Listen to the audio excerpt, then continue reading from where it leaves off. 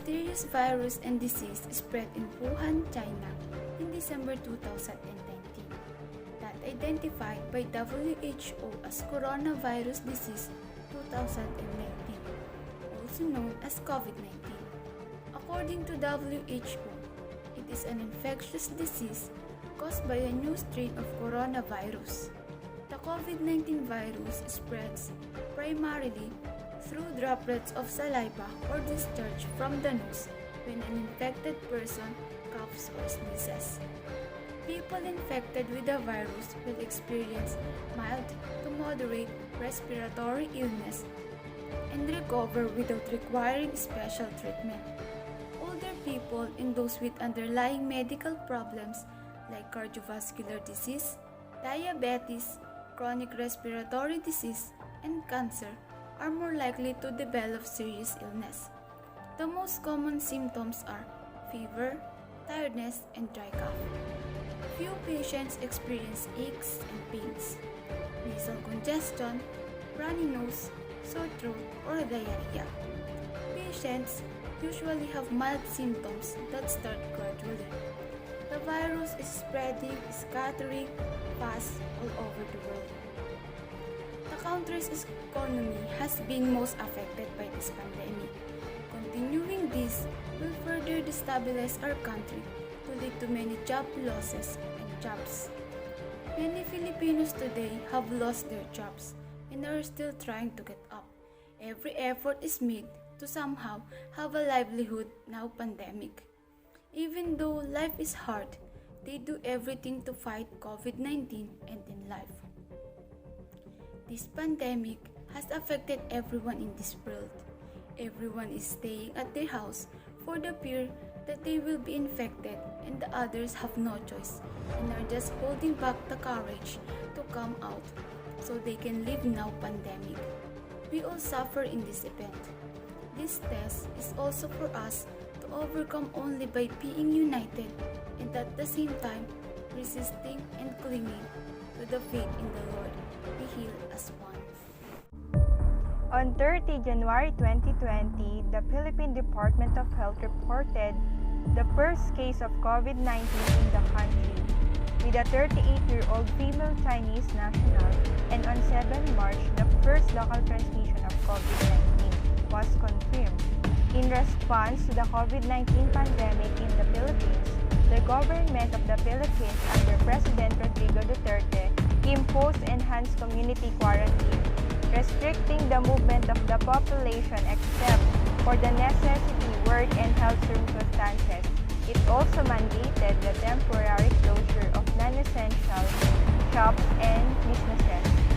The virus caused unemployment to millions of people, banned landing on jeeps, buses, and other public transportation. Many businesses were temporarily closed, so those who worked for them temporarily lost their jobs and did not earn anything during the month. The lockdown is supposed to last until April 12, but it was extended until April 13. The lockdown caused the unemployment of 7.3 million Filipinos on the record of the Philippine Statistics Authority. The unemployment rate in April rose by 17.7% due to the lockdown. Euben Parasoles, a senior economist on ANC, says that estimates that the continuation of the lockdown will lead to an even higher unemployment rate in the coming months.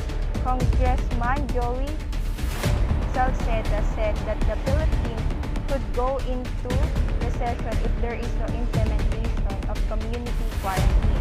According to Nicolas Antonio Mapas, senior economist at ING Bank, Manila, with record high unemployment expected to climb in the coming months, we do not expect a quick turnaround in consumption behavior, all the more with COVID-19 cases still on the rise.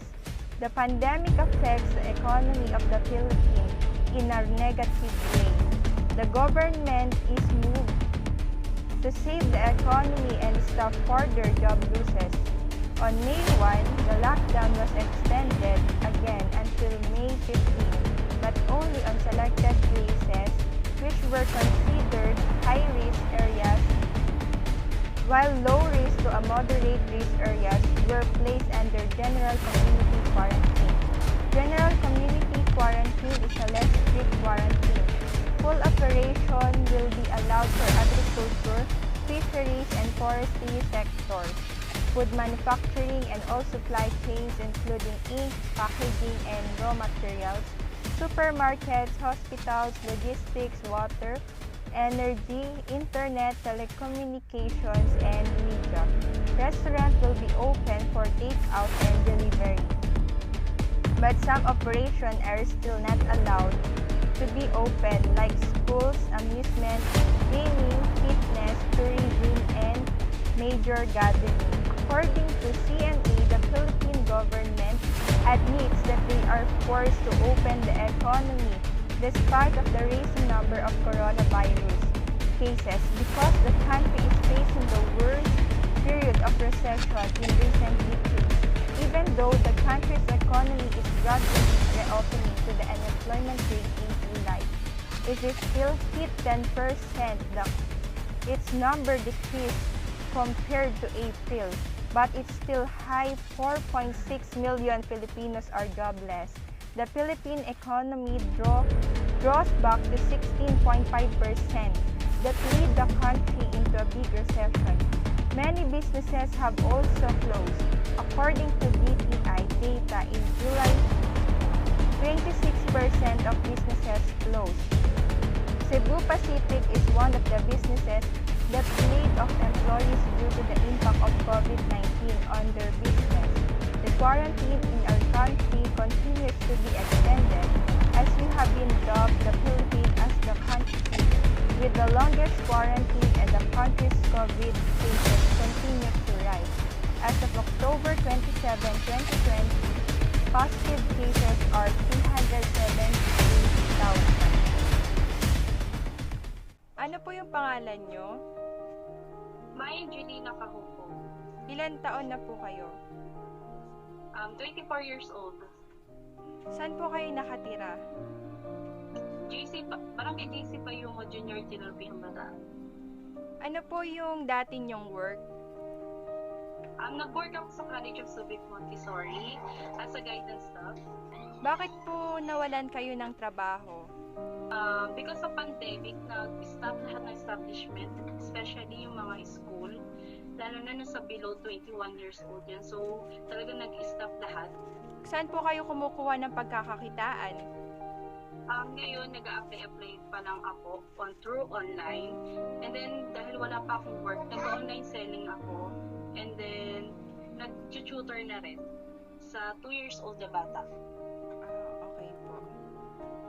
Kamusta naman po yung buhay ngayong COVID-19? Ayun, nakaka-adjust naman, pero sobrang hirap din kasi wala kang regular na trabaho, and then hindi mo mabili yung mga pangangailangan, yung needs ng family mo.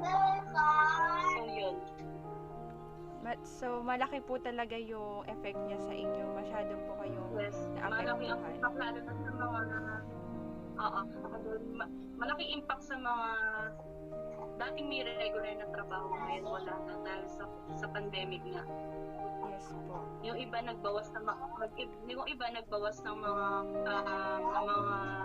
workers, mga employees dahil sa pandemic, dahil hindi na nila kaya na yan yung mga ibang employee.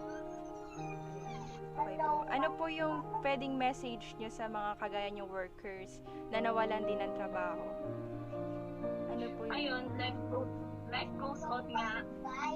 And then, positive lang na makahanap ulit ng trabaho.